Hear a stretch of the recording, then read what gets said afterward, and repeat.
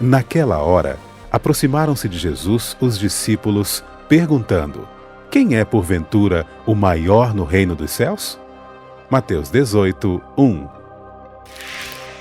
Tema da semana: Ídolos da alma e outras lições de Jesus. Estamos chegando ao nosso 9º encontro desta temporada, onde estamos estudando o Evangelho de Mateus. É muito bom estar com você, ter a sua companhia. Obrigado por sua audiência. No programa de hoje nós vamos ver perguntas que foram feitas para Jesus e como o Mestre respondeu. Vamos ver, através do evangelista Mateus, como o Espírito Santo trouxe essas respostas, que são perguntas que têm a ver com os nossos sonhos, com a nossa vida, com aquilo que realmente importa em nosso viver. Os nossos convidados que retornam nesse segundo encontro, pastor Davi Bolina, que é capelão do Colégio Adventista em Jacareí. Exato. E pastor associado da Igreja do Jardim América, que é a igreja que recebe boa parte dos funcionários da TV Novo Tempo aqui em Jacareí. Ok. Seja bem-vindo. É uma satisfação estar aqui novamente nesse programa e gostaria de mandar um abraço para a minha querida esposa Adriana, meu filho Victor e a Luana. Sem eles, com a minha base sendo Jesus Cristo, a minha estrutura são eles. É muito importante esse conjunto familiar está em perfeita ordem. É maravilhoso. Que bom. Seja bem-vindo, pastor. Obrigado. Pastor Alexandre Souza. Pastor Alexandre, que é o pastor da Igreja Adventista Central de Campinas. Seja bem-vindo. Uma honra estar aqui novamente. Me sinto muito feliz porque quando falamos de Deus, da palavra dele, alimentamos não só o coração das pessoas, mas também o nosso coração. Meu abraço também vai para a família. Minha esposa, Emanuele, meus filhos Alexandre e André. Muito bom, que estão se habituando à nova cidade. Nova realidade. Tá bom, é assim a vida, né, pastor? Já passaram Campo Grande, eles são pequenos ainda, os Campo filhos? Grande, Aracaju, Cuiabá e no estado de Goiás por 8 anos. Que beleza, que bom. Uma alegria, viu, pastor, ter você aqui com a gente. Vamos orar a Deus neste momento? Pastor, você pode fazer uma oração? Com certeza, vamos orar. Pai de amor, nesse momento, somos gratos pela oportunidade que temos de estudar a Tua Palavra. Que a Tua Palavra vive em nosso ser e que as pessoas, ao olharem para nós, possam ver Cristo Jesus. Esteja com o estudo deste dia, isso pedimos por Cristo. Amém. Amém.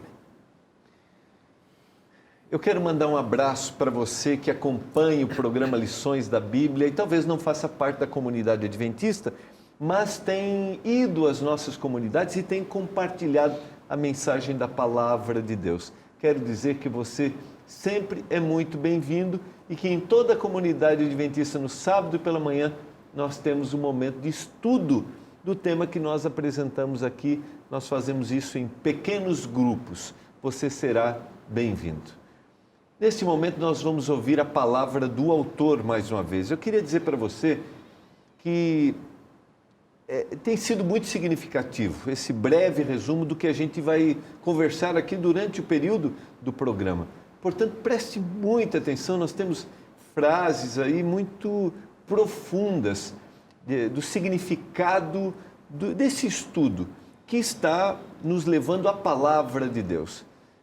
Não esqueça de baixar, de compartilhar com seus amigos, palavras que vêm do céu através do autor do nosso guia de estudos.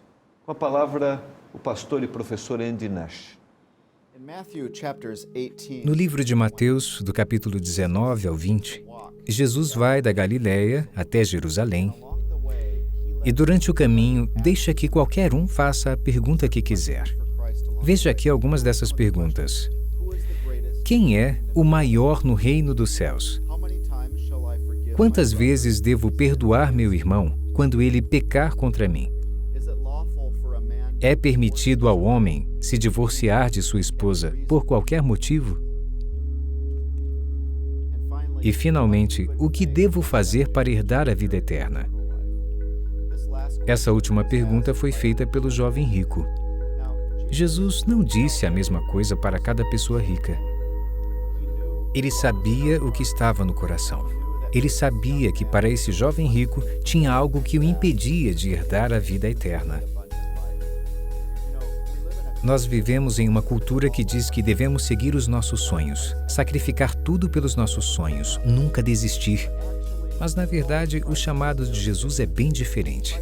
Jesus nos chama para desistir dos nossos sonhos, para deixar para trás as coisas que mais queremos.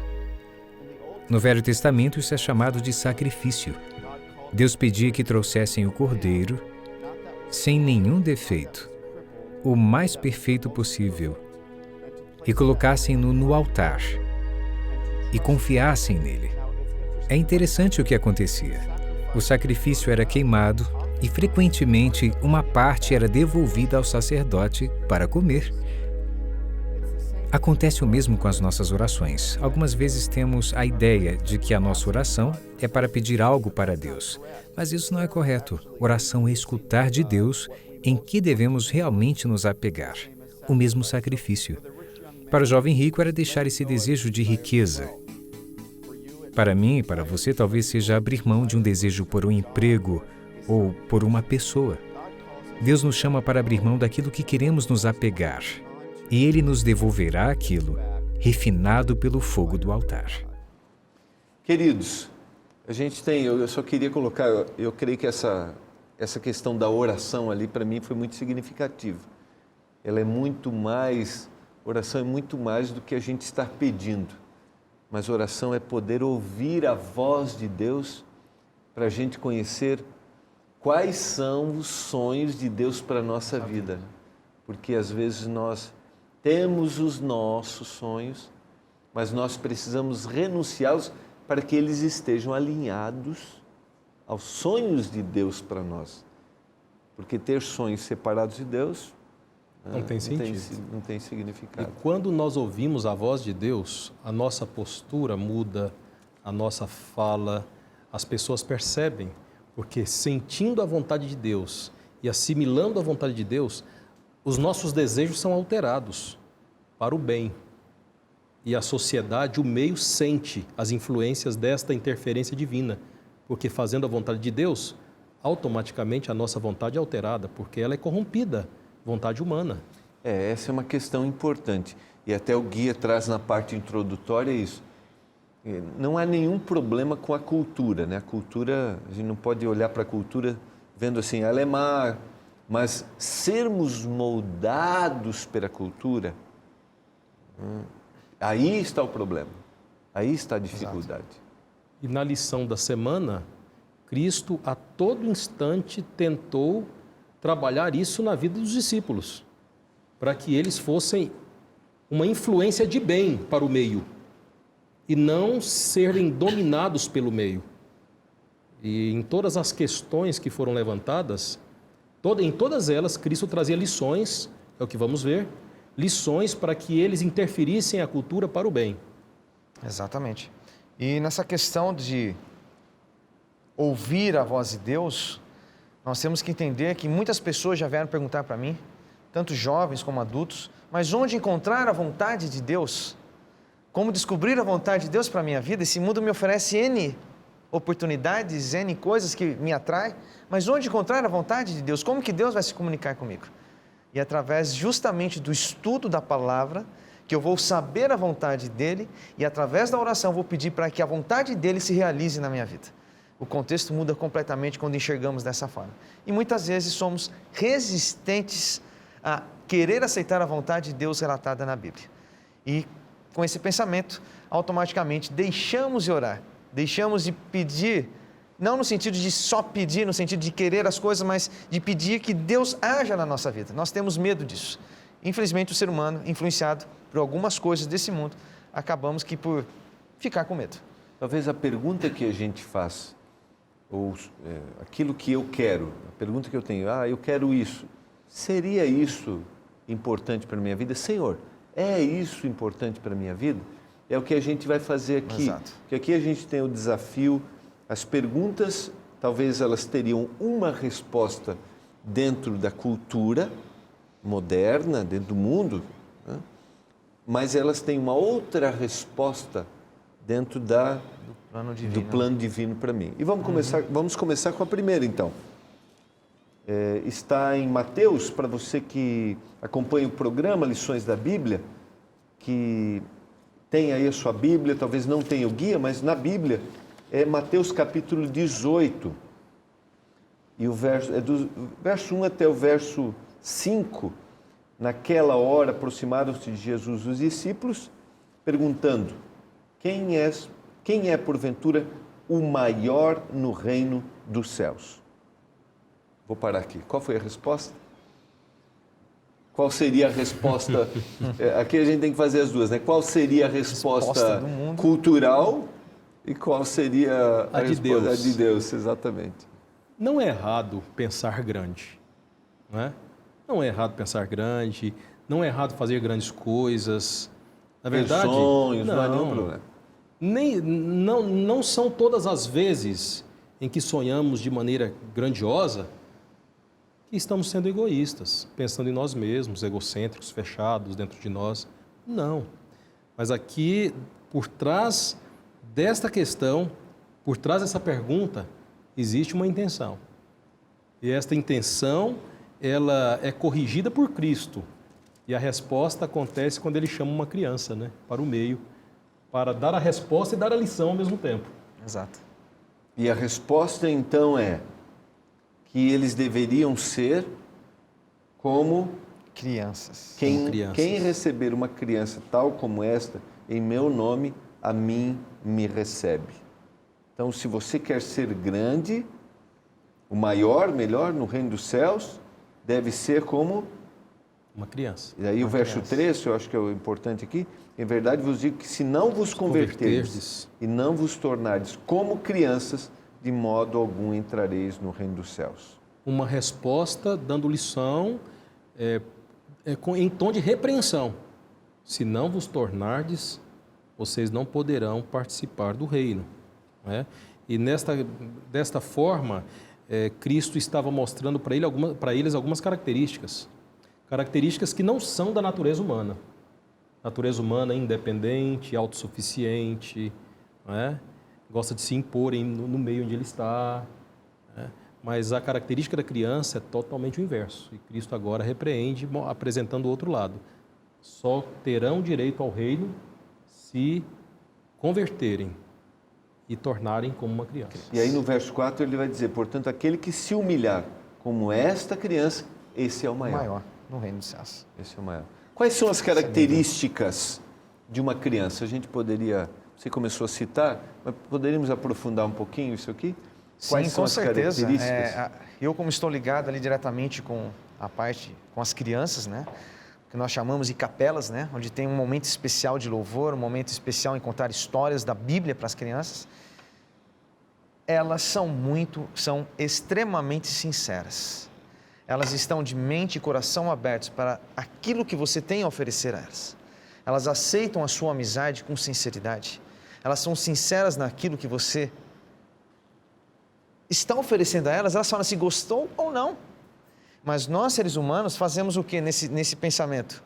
Nós queremos camuflar. Não, estou gostando. Não, está bem. Nós somos falsos, acabamos sendo falsos. E a criança não. Gostou? Gostou. Não gostou? Não gostei. A sinceridade faz parte da criança. Humildade, quando elas erram, algumas são mais duras, mas você percebe que, na maioria das vezes, quando você conversa com elas, desculpa, errei. Que ser humano adulto que faz isso? Que ser humano que tem essa disposição em perdoar, mesmo estando errado? A criança é dessa forma. Semana passada eu vi uma cena onde duas crianças estavam com uma brincadeira um pouco demais entre eles, e eu percebi que um machucou um amiguinho. Cheguei para eles: olha, não pode brincar assim, vai machucar o colega. Mas ele começou, mas tudo bem, ele começou, mas pede desculpa para ele, você acabou batendo mais nele, dando ali, né? Tá bom, um olhou para o outro, pediu desculpa e saindo brincando. Imagine nós, se nos tornássemos como crianças novamente, como que seria o mundo? Quando Cristo pede para nos tornarmos como crianças, não é ser infantil, inconsequente, não é nada disso.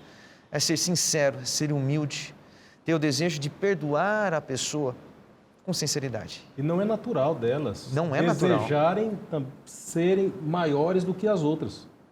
A criança ela não tem essa natureza. Exatamente. Ela vive uma situação de igualdade e numa certa fase da vida da criança, ela vem até o adulto cheia de perguntas e muitas perguntas, e é uma demonstração de que, por não saber as respostas, ela precisa perguntar. Sim. É uma forma de dependência. Mas com Deus, na maioria das vezes, a gente já sabe as respostas, né? Nós não temos essa dependência, A né? gente viu no estudo passado, no estudo passado a intenção de Pedro até de dizer para o Senhor o que ele tinha para fazer, né? Como ele deveria fazer. Não era Isso não proteção, vai mas era o acontecer. quê?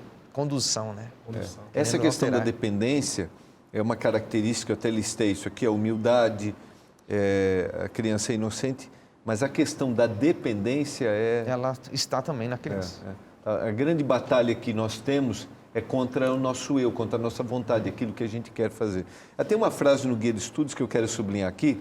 Aos olhos de Deus, a grandeza é o que somos por dentro, não o que somos por fora, embora o nosso interior tenha impacto sobre o que somos exteriormente. Eu achei interessante que muitas vezes nós estamos mais preocupados Com o exterior. com o exterior do que o nosso e aí interior. a gente vê na criança a autenticidade, né? Foi o que você falou. É muito Se autêntico. gostou, gostou. Se não gostou... Que dificuldades alguém pode gerar nos seus relacionamentos se velando, se protegendo, não sendo autêntico? Eu fico pensando no assunto da dependência e na autenticidade, a nossa relação com Deus. Porque nós medimos as pessoas pelo exterior, nós avaliamos através do que vemos. Isso é obediência. A pessoa está obedecendo a Deus. Como que a gente sabe? Numa mudança de conduta, postura, estilo de vida. Só que é apenas o resultado. A criança dependente, ela obedece, mas porque foi gerada através da humildade, da necessidade de buscar ajuda. Na nossa relação com Deus e na nossa relação com o próximo, nós também temos que ter essa sensatez de vivermos a humildade. Inclusive, no Guia de Estudos apresenta a situação vivida por Adão e Eva, ali no paraíso, no Jardim do Éden.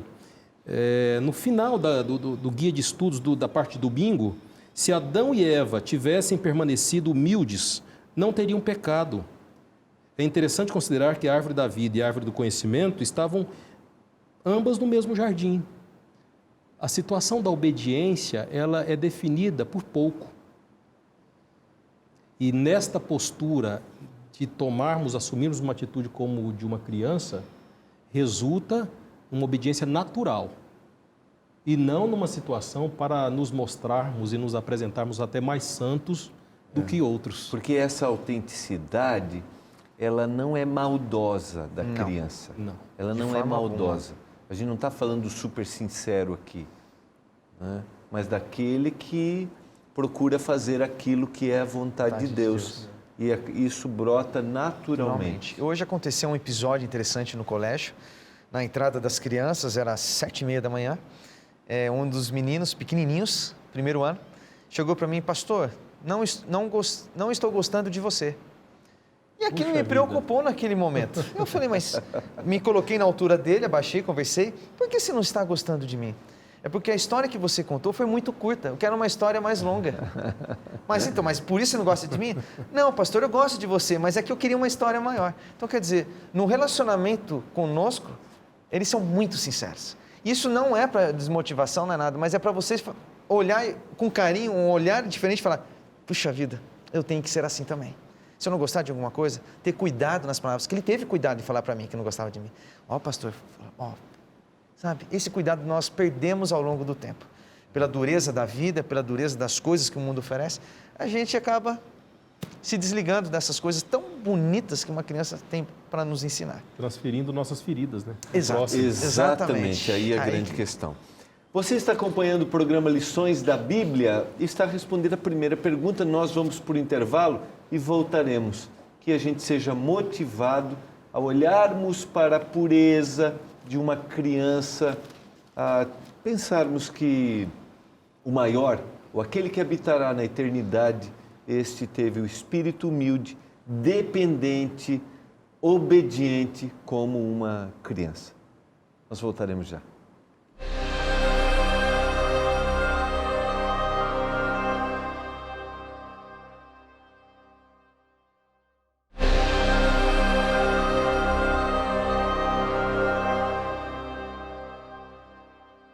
Se você está ligando sua televisão agora, este é o programa Lições da Bíblia. Aqui a gente conversa sobre temas que são apresentados num guia de estudos. E nesta temporada nós estamos estudando o Evangelho de Mateus. E no programa de hoje, algumas perguntas que foram feitas para Jesus. A primeira foi: quem é o maior no reino dos céus? Está em Mateus 18 e o verso 1. E agora a pergunta que está em Mateus 18 e o verso 15. 21. 16, a partir do verso 15, né? Mas é o verso 21 e 22. 21. Isso. Então Pedro, aproximando-se, lhe perguntou: Senhor, até quantas vezes meu irmão pecará contra mim que eu lhe perdoe? Até 7 vezes? Está feita a pergunta. Muito Pedro bem. foi motivado pelo discurso anterior, né? Com certeza. A relação interpessoal é afetada pela queda, né? Nós, em nossas relações, nós temos muitas manchas, muitos desgastes, devido à influência do meio, que nós já falamos, mas também devido à nossa natureza. Somos, por natureza, também, muitas vezes, hostis, né? E agora a inquietude dele, motivada pela outra questão da grandeza, quem seria maior, ele está preocupado em suas relações se ele poderia ser perdoado nos desgastes interpessoais, né? E então Jesus apresenta a resposta: 70 vezes 7. Jesus estava querendo limitar o perdão? Pelo contrário, né? Ampliar. Ele queria ampliar, né? Porque é um número perfeito. E nessa ampliação desse perdão, recai a nós a responsabilidade de realmente perdoar. As pessoas, eu até comento, sempre converso, penso nisso, a tendência de nós seres humanos é de não perdoar aquele que nos machucou. Mas quando você não tem a disponibilidade em perdoar, não tem a atitude de perdoar, você se tranca naquela prisão com aquela pessoa junto com ela. Você não concede o perdão e você fica preso com ela ali. A chave para o perdão está na mão de Cristo. É aqui mesmo, nesse verso, ele diz para nós. Tem alguns detalhes interessantes aqui, eu acho que vale a pena a gente considerar. Um deles é que dentro da tradição judaica, o indivíduo perdoaria até 3 vezes. Alguns rabinos chegavam a dizer que perdoar pela 4ª vez não era necessário. E agora na pergunta, ele excede, né? Ele excede a tradição. Exatamente. Ele joga 7 vezes, exatamente. tentando buscar um limite. Nossa tentativa é sempre buscar limites quando o assunto é relação interpessoal, desgaste. E Cristo pega o limite dele, que já estava acima da tradição, e lança. Eu creio que sublinhar isso aqui é importante. Nossa tendência em nossos relacionamentos é darmos limite. Exatamente. E Deus está ampliando isso. Mas é interessante que essa pergunta ela é motivada pelo discurso que começa no verso 15. Se teu irmão pecar contra ti, vai arguí-lo entre ti e ele só. Isso. E se ele te ouvir, ganhaste o teu irmão. Se, porém, não te ouvir, toma ainda contigo 1 ou 2 pessoas para que, pelo depoimento de 2 ou 3 testemunhas, toda a palavra se estabeleça. E se ele não atender, dizei à igreja, e se recusar a ouvir, também a igreja considera como gentio e publicano. Jesus está explicando aqui o que deveria acontecer naquilo que você falou, nos problemas dos relacionamentos. Como deveria ser, como eu deveria resolver os meus problemas. E neste contexto, o verso 20, um texto tão usado por nós, mas de maneira limitada. Aqui está escrito, porque onde estiverem 2 ou 3 reunidos em meu nome, ali estou no meio deles. Nós usamos esse texto sempre quando tem uma reunião religiosa, em que ali tem poucas pessoas assistindo ou participando daquela reunião. Mas o contexto aqui é de um grupo de pessoas reunidas para resolver um problema. Para resolver uma questão que envolve perdão, ranhuras, desgastes. Agora, eu fico pensando, este grupo reunido para tratar de casos de relação, de desgastes, imagino que deve ser para o bem, porque é muito comum no nosso meio humano tratarmos do assunto das pessoas pelas costas. Somos especialistas, né? E não, em agir dessa mesmo forma. Com discrição, sem agressividade, mas nós não temos, às vezes, esse hábito de falar frente a frente. Ou reunir um grupo e esse grupo tratar do caso com amor e não com uma situação truculenta, perseguidora, não é? Inclusive no guia, desculpa, pastor, mas não, aqui no guia... A palavra é sua aqui. Jesus diz que o Espírito Santo se faz presente quando um pequeno grupo de pessoas está tentando restaurar um crente. Essa é a bela obra da redenção. Aquilo que Ele realiza na nossa vida, perdoando nossos pecados, agindo com amor conosco, da mesma forma deveríamos retribuir isso ao quê? Às pessoas que estão à nossa volta. Mas nós insistimos em não fazer isso. É interessante que a gente fique com essa mensagem de que quando 2 ou 3 pessoas estiverem reunidas para resolver um problema, para restaurar uma para pessoa, restaurar um relacionamento ali, uma pessoa, o Senhor estará ali. O Senhor estará ali para resolver. Podemos ampliar a ideia até num âmbito, quando você pega no grego, num âmbito jurídico, inclusive em âmbitos jurídicos, na qual não são problemas tão simples, mas complexos. Deus auxilia na resolução desses problemas. Exatamente. Desde que haja uma submissão, mas Exato. O Senhor estará ali intercedendo. Só queria, antes de seguir, queria que vocês lembrassem que há um processo nessa busca de solução.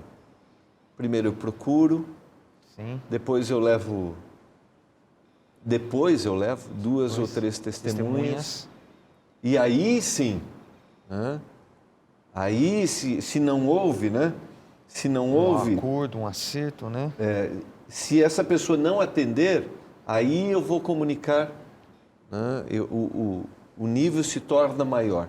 E se essa pessoa não atender, aí essa será considerada. Ou seja, eu fiz o meu papel na solução de problemas. Então, portanto, há um processo. O perdão, ele tem uma natureza compartilhada. Vamos nos lembrar da oração que o Senhor nos ensinou, Pai Nosso. Perdoe as nossas dívidas, assim como nós perdoamos aos nossos devedores. Então, o perdão tem a natureza compartilhada e nós só conseguimos entrar neste trânsito, aí, neste meio, nesta reunião, com natureza restauracionista, de restaurar vidas, quando nós já experimentamos o perdão. De outra maneira, nós seremos ofensivos. Sempre. Nós precisamos experimentar o perdão também, para poder propiciar o perdão a outras pessoas e sermos bondosos com as outras pessoas. Não é? Eu creio que é importante, num processo de reconciliação, que a gente... algumas pessoas têm mais dificuldade disso. Sim. Até porque talvez não tenham experimentado isso em algum momento. Que busquem um conselheiro espiritual, por exemplo, o seu pastor, para que as ações sejam tomadas de forma equilibrada e coerente. Guiadas pelo Espírito de Deus. Exatamente. Então, porque às vezes, como a gente diz popularmente, na busca por uma solução, às vezes nós podemos trocar os pés pelas mãos. E aí a gente criar uma desarmonia muito grande. Acabamos por causar um tumulto em vez de uma solução. Aí é o desgaste das duas partes e a reconciliação se torna mais complicada ainda. Exatamente. Esse é um detalhe que a gente não pode se desaperceber. E quando Jesus fala para perdoar, realmente é para fazer tudo. Tudo no processo devido. Ele dá aqui a ordem certinha, detalhada para nós. E eu queria colocar uma outra questão aqui, como vocês veem isso também. Em um processo de reconciliação, quando houve uma ruptura, mesmo que haja o perdão, o processo de restauração desse relacionamento, ele também é um processo de reaproximação, é um processo gradativo. Sim. Não é, às vezes, não há um processo imediato de resgate. Quando há uma mágoa muito grande, como há um processo para buscar a solução, também há um processo para que esse relacionamento seja restabelecido. Até porque a gente tem que respeitar um pouquinho os limites de cada um, né? As situações, o que se gerou, mágoas, dores. E eu penso que, assim como perdoar não é esquecer, o processo tem que ser gradativo mesmo. Porque se para perdoar tivéssemos que esquecer, não precisaríamos de Cristo.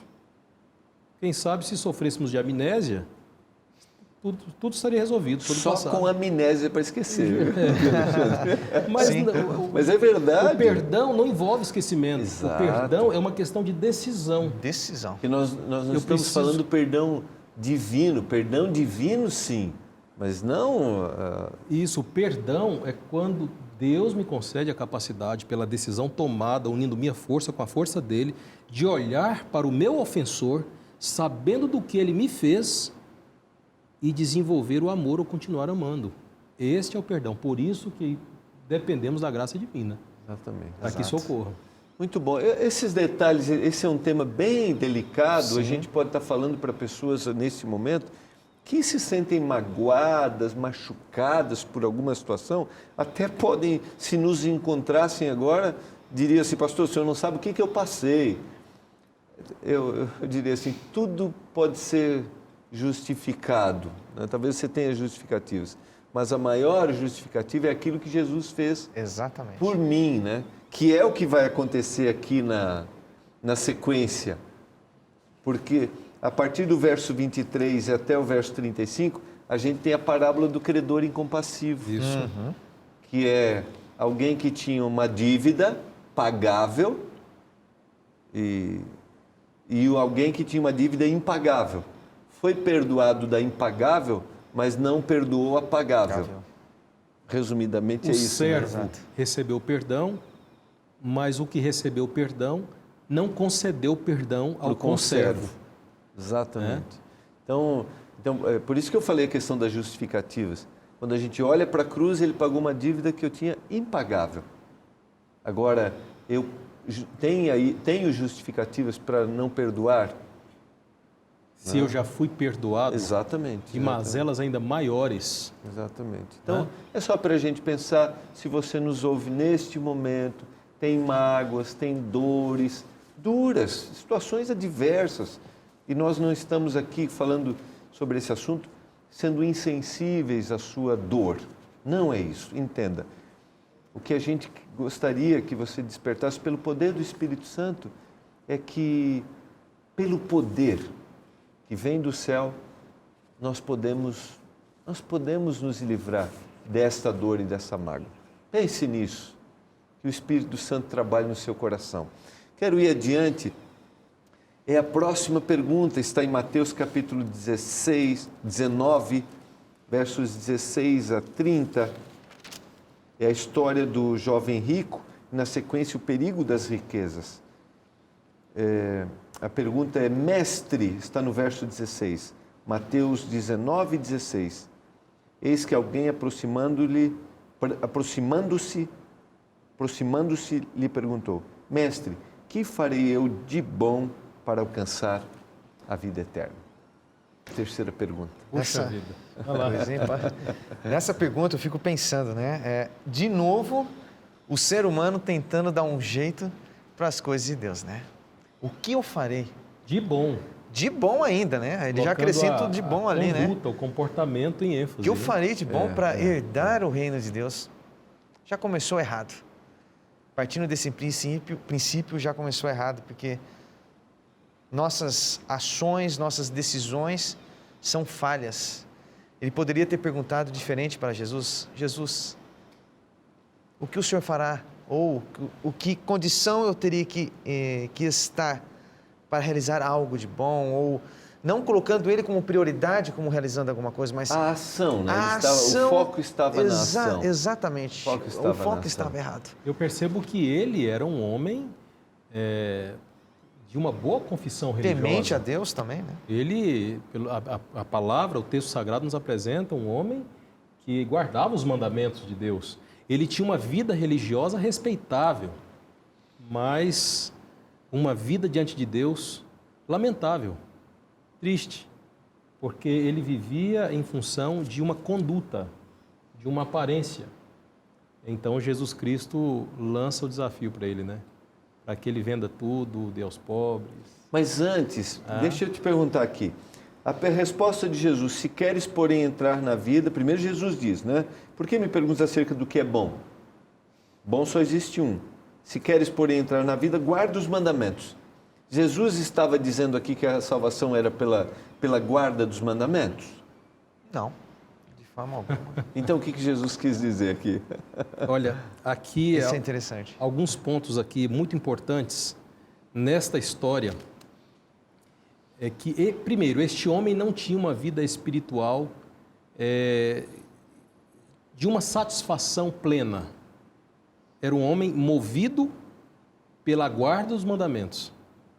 E Cristo apresenta exatamente um contraste. Exato. Porque ele era um homem que tinha uma vida religiosa com base nas boas obras que ele praticava. E Cristo agora apresenta uma essência que por trás de todo o seu comprometimento legal, existe um comprometimento espiritual, um desapego, amor ao próximo. Por trás de todo o comportamento... Vamos repetir a frase? Vamos lembrar. Vamos lembrar. A frase é boa. Por trás deste comportamento legal, havia necessidade de um comportamento espiritual. Espiritual. Porque ele era um bom cumpridor da lei. É porque o comportamento legal havia. Ele pergunta quais? Quais? E Jesus Cristo, responde. na verdade, ele contrasta. Ele apresenta a observância, as boas obras não podem lhe salvar. Então Jesus não está focando, dizendo que a salvação seria por aquilo que ele praticava, mas queria que ele refletisse na essência da prática. Na essência da Exatamente. prática. Muda completamente a história dele. Porque a prática aqui... A gente vai para o comercial, mas eu quero que a gente volte. Vamos lá. Volte com isso aqui, porque você está tocando num aspecto aqui, pastor, muito importante. O Senhor vai dizer para ele outra coisa que ele deveria fazer. Havia uma prática externa, mas havia algo que o separava de Deus, que era as questões espirituais. Isso mesmo. Você está acompanhando o programa Lições da Bíblia? Não saia daí, nós voltaremos já.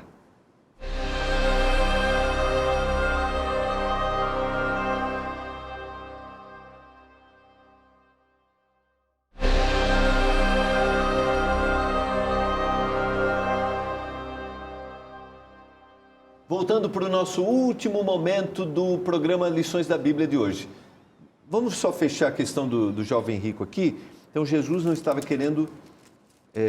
não estava dizendo que a salvação era pelas obras, mas havia uma necessidade de um processo de reflexão. Reflexão interior. Quanto à essência daquela prática. Okay. Porque aquela prática em si mesma, ela traria apenas valor próprio. Porque havia um outro problema aqui. Isso. A justiça própria é uma forma de idolatria. Mas no momento em que ele pensasse no próximo e desapegasse dos seus bens, ele seria um verdadeiro guardador da lei, na essência do Evangelho. Então, o problema daí na sequência, se queres ser perfeito, vai e vende tudo que você tem. Tudo. E dê aos pobres. Essa é a essência. De que adianta toda a letra da lei se eu desprezo o pobre, se eu desprezo o próximo e as necessidades das pessoas que convivem comigo? Essencialmente, então, não havia uma prática de coração, uma prática espiritual. Apenas um cumprimento de dogmas. Formal. E aqui Jesus também não está condenando as riquezas, que uma pessoa não pode ter suas conquistas. Afinal, o próprio Jesus vive uma situação com um homem rico, Exato. Zaqueu, e este homem é transformado, sendo rico. O problema estava na riqueza que causava a separação entre este homem e Deus. E lhe dava um senso de justiça própria, de valor próprio. E a gente vê, isso que você tocou é importante, porque a gente vê exemplos de Nicodemos, José de Arimateia, que eram pessoas com posses que contribuíram para a igreja cristã com a ascensão de Jesus ao céu, com os bens, com aquilo que eles tinham. Então, o problema era a separação. A separação. Se essa riqueza estava separando esse indivíduo de Deus, ou da verdadeira vida religiosa. E não só as riquezas. A gente fala de dinheiro, né, nesse momento, mas qualquer sentimento que vá contrário à vontade de Deus, boa lembrança, nos afasta e causa esse distanciamento, essa comunhão que deveríamos ter com Ele. Qualquer coisa que eu me apegue. Qualquer coisa. Não só os recursos. Não só os recursos, mas qualquer coisa mesmo. Eu já vi situações adversas de pessoas com relação à amizade de um com o outro, ele se distanciava de Deus e a amizade dele era a prioridade, sem levar em consideração aquilo que Deus queria para a vida dele. Então ele leva à ruína o quê? A sua estrutura emocional. Os próprios sonhos, né, pastor? Sonhos são derrubados, são destruídos a partir desse princípio. Então, eu digo assim, os próprios sonhos podem nos separar de Deus. Também. Se eu me apego a eles e se eles são mais importantes do que Deus. Se torna prioridade. Exatamente. Sim, Deus está te mostrando. Em segundo plano. Sim, Deus está te mostrando um caminho seguro daquilo que é para você realizar, mas você, por teu aquele Deus novo, né? O hedonismo, né? A adoração ao próprio eu. O que ele faz? Não, eu quero o que eu quero, não o que Deus está me mostrando. Aí você perde essa conexão com Cristo. Eu vou aproveitar com a afirmação de Pedro. Com a afirmação e depois com a pergunta. Então lhe falou Pedro, depois desse discurso, desse encontro com o jovem rico, então lhe falou Pedro, Mateus 19, 27. Eis que nós tudo deixamos e te seguimos. Que será, pois, de nós? A pergunta é, o que será daquele que decide seguir ao Senhor Jesus?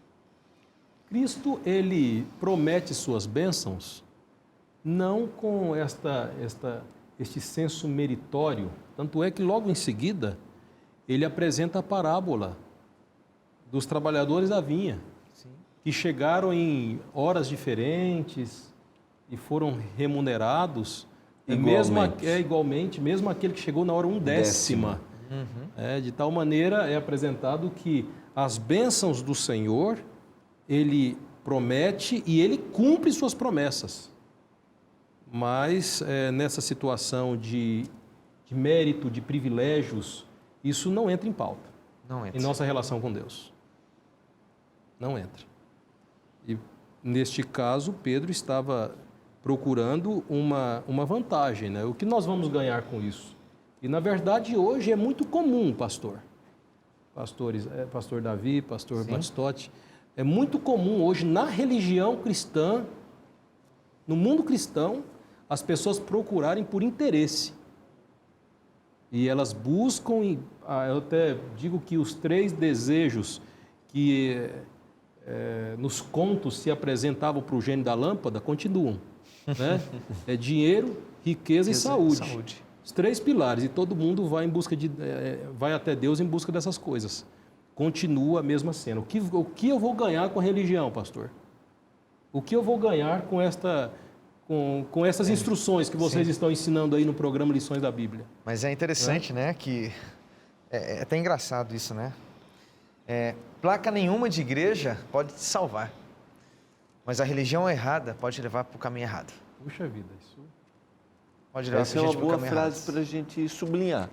Exato. Né? Nenhuma placa de igreja não salva, mas só a que placa uma prática equivocada pode nos levar à perdição, à morte eterna. Perspectivas erradas. Exatamente. Perspectivas erradas. Exatamente. Porque eu me aproximo desejando receber uma bênção. Exato. Às vezes uma promessa, né, que é me dado. Nem sempre isso acontece. Exatamente. Né? E quando acontece, essencialmente não é a razão pela qual eu deveria ter me aproximado. Porque não é uma barganha, né? Vida religiosa não é uma barganha. E aí o guia de estudos apresenta um detalhe importante, porque a recompensa, eu até vou ler, Independente da obra de cada um, Também. porque senão se torna mérito nosso.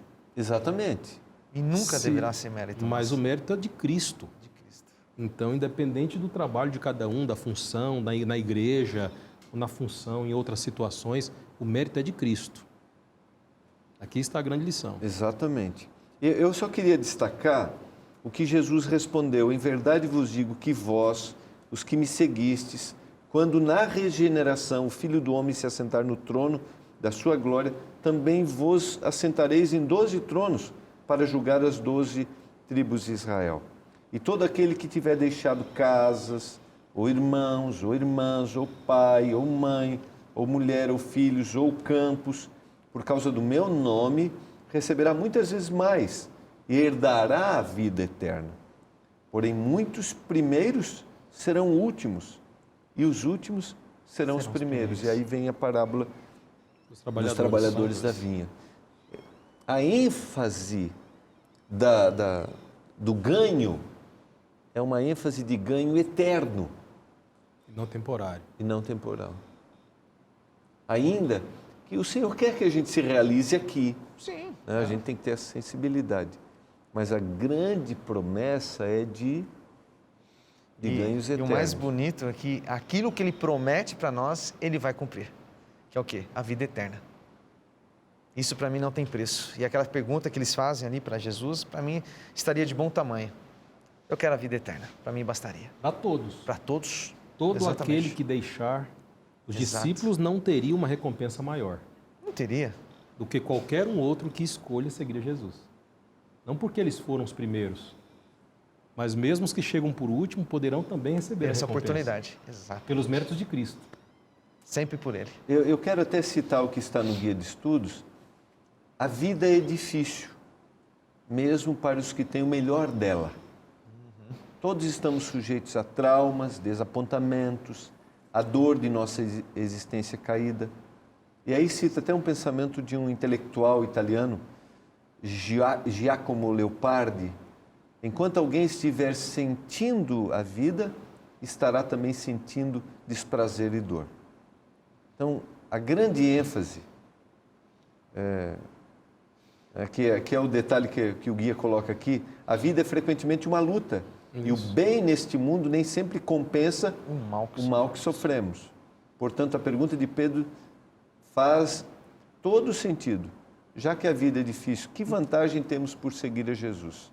O que devemos esperar se fizermos o tipo de entrega que Jesus nos pede? E aqui ele nos leva à visão eterna. É eterna. Teremos realização, teremos paz, o Senhor quer, mas em algum momento o trauma, a dor, a perda virá. É verdade. Por isso que a recompensa é eterna. Mas quando contrastamos essa vida com a vida eterna, nós já vemos os benefícios. Eles já estão claros, Sim. porque não se compara o sofrimento dessa vida. Exatamente. Então, aqueles que sonham com a eternidade, eles já sonham com a recompensa. É interessante que meu avô faleceu em 2011, aos 94 anos de idade. E eu indo comportar em determinado lugar, eu passei para visitá-lo, ele estava lúcido ainda. Só para lembrar que a colportagem na Igreja Adventista é uma nomenclatura para aquele que sim. vende livros cristãos. Exatamente. Só para... Ok? E a gente fez isso também. A gente fez isso também. Todos fizemos. 13 férias eu. 13 férias. Bastante tempo. E nesse momento que estava indo para esse trabalho tão especial, meu avô disse: você está fazendo teologia, né? Eu já estava com demência cerebral. Mas eu quero simplesmente que a promessa de Jesus se cumpra na minha vida. Para mim basta estar sentado numa pedra lá no céu, vendo as crianças brincarem. Para mim já está de bom tamanho. Então assim... Já traz regozijo. Exatamente. Já traria então, ele. se a gente tiver essa paz, essa certeza da eternidade em Cristo, aquilo que me ocorrer aqui nesse planeta está de bom tamanho. Essa paz excede a todo entendimento. Exatamente. Amigos, a última consideração está em Mateus capítulo 20, versos 20 a 27, que é um outro pedido, que é o pedido da mãe de Tiago e João. É isso? Exatamente. Verso 20, então se chegou a ele a mulher de Zebedeu com seus filhos, e adorando pediu-lhe um favor. Que queres? Ela respondeu, manda que no teu reino esses meus 2 filhos se assentem, um à tua direita e o outro à tua esquerda. É um bom pedido, né? E o interessante, e eles estavam preparados para receberem o trono, né? O nosso guia de estudos apresenta uma outra ocasião que está registrada na Bíblia, no Evangelho de Lucas, capítulo 9, versos 51 a 56, em que Cristo, numa situação com Samaria, em que ele não é recebido pelos samaritanos, estes homens, Tiago e João, eles assumem uma postura impetuosa, agressiva, com tom de destruição. E agora, numa outra situação, eles pedem, a mãe pede a direita e a esquerda do trono, mas eles não pediram a direita e a esquerda da cruz. A gente precisa começar primeiro com a cruz, para depois receber o trono. Exato. É isso? É uma boa frase. Essa é a ideia. Essa é uma boa frase. Sim. Primeiro precisamos começar com a cruz para depois recebermos o trono. E Jesus coloca isso. A grande pergunta é, para que esse poder? E baseado nesse texto, há mais um sentimento de honra, de poder e de destruição, de vingança. Do que o sentimento de serviço, né? De Exatamente, servir, né? Não existe isso no coração deles. Exatamente. E a resposta de Jesus aqui está no verso 22, não sabeis o que pedis. Mateus 20, 22. Podeis vós beber o cálice que eu estou para beber? Responderam-lhe, podemos. Então lhes disse, bebereis o meu cálice, mas ao sentar-se à minha direita e à minha esquerda, não me compete concedê-lo. É, porém, para aqueles a quem está preparado por meu Pai. Eu destaco uma frase do nosso guia de estudos sobre esse texto. Por favor. Em outras palavras, identificar-se com a glória futura de Jesus significa primeiro identificar-se com o seu sofrimento e morte. Uma boa frase. Identificar-se com a glória futura de Jesus significa primeiro identificar-se com o seu sofrimento e morte. A grande pergunta é o que é a glória para a cultura que a gente... Foi como nós começamos. Isso. Para o mundo. Cultura de grandeza. Exatamente. O que é a glória e o que é a glória na visão do Senhor. Acho que aqui está a grande questão para a gente avaliar. No nosso meio hoje, em nossos dias, a glória são grandes conquistas. Conquistas não só financeiras, mas acadêmicas, profissionais. Todas, né? Todas.